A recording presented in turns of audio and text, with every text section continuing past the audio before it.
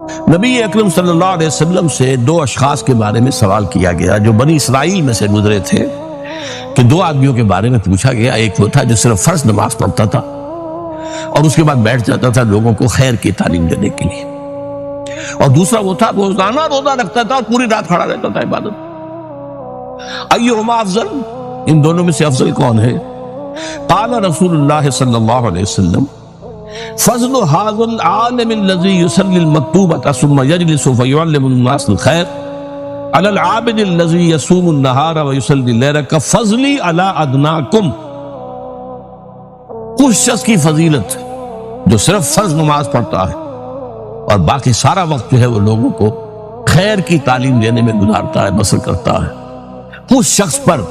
جو روزانہ روزہ رکھتا ہے اور روزانہ رات کو کھڑا رہتا ہے پوری رات، اس پہلے شخص کی فضیلت اس دوسرے پر اتنی ہے جتنی میری فضیلت ہے تم میں سے ادنا پر، تم میں سب سے کم تر۔